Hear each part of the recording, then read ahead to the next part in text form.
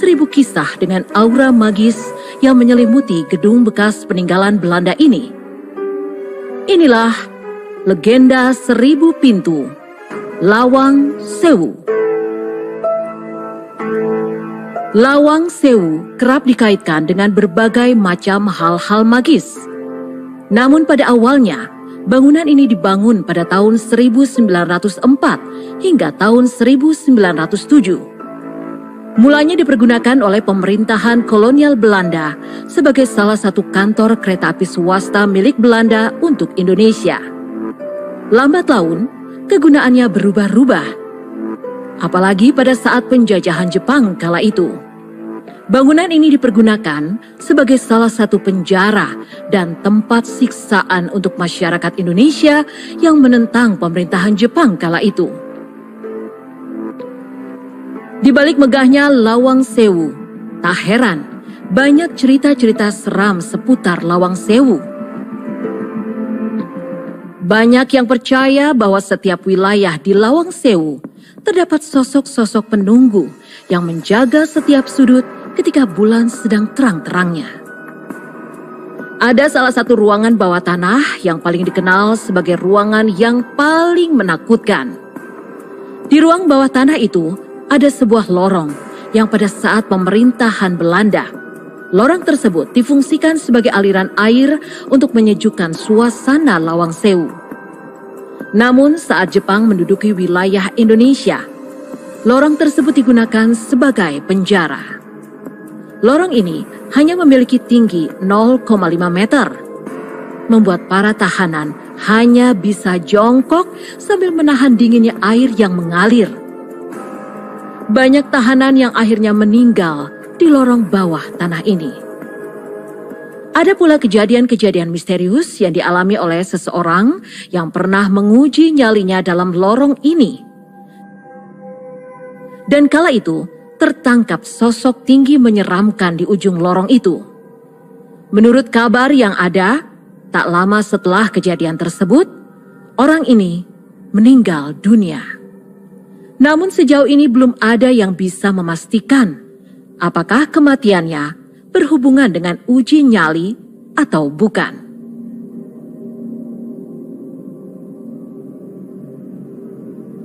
Tak lepas kejadian-kejadian aneh lainnya, sumur di halaman gedung Lawang Sewu. Menurut kabar, sering terdengar suara-suara jeritan-jeritan tentara Belanda dalam sumur itu. Kala itu saat perebutan oleh Jepang untuk menduduki Indonesia, sumur tersebut dipakai untuk membantai tentara Belanda.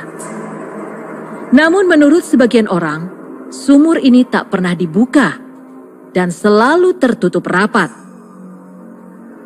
Tapi banyak yang percaya hal tersebut hanya untuk menutupi kekejian pada kala itu.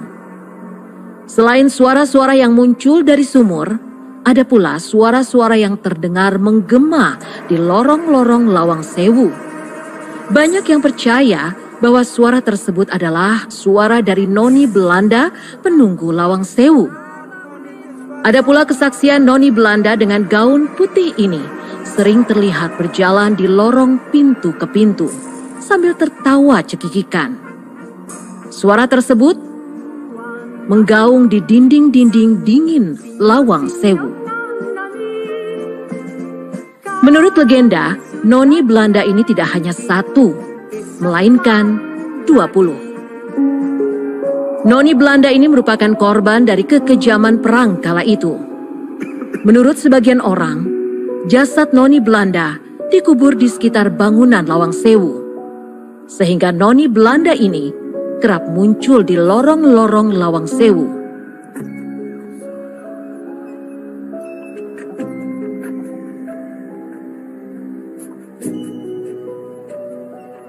Menurut salah seorang penjaga gedung Lawang Sewu, salah satu titik di mana sosok tak kasat mata itu kerap memperlihatkan diri pada bagian pintu depan paling barat atau paling timur. Dipercaya sosok penjaga di pintu tersebut adalah para serdadu tentara Belanda, lengkap dengan senjata laras panjangnya. Kedatangan tentara ini ditandai dengan hembusan angin yang kencang, disertai semilir wewangian misterius anyir darah. Ada sebuah pengakuan dari seorang warga setempat. Ia mengaku sering melewati Lawang Sewu untuk menuju kantornya.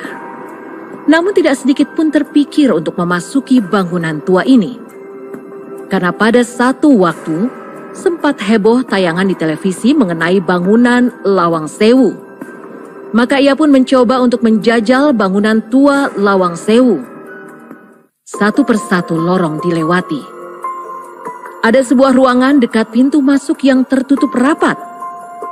Legendanya pintu ini pun tidak pernah dibuka semenjak penjajahan kala itu. Pintu ini terbuat dari baja dan besi. Konon, pintu ini menyimpan 1000 rahasia dan cerita tentang Lawang Sewu ini. Ketika ia menuju bawah tanah, ia merasakan hawa-hawa yang cukup berbeda. Ia melihat lorong tempat tahanan-tahanan yang kala itu disiksa dan ditahan di bawah sini. Ia membayangkan kejadian-kejadian itu. Membayangkan betapa sempit dan dinginnya ruangan tahanan itu. Ia mulai tersadar ketika tiba-tiba tercium aroma-aroma yang tidak biasa. Ia mengaku aroma ini sulit dideskripsikan.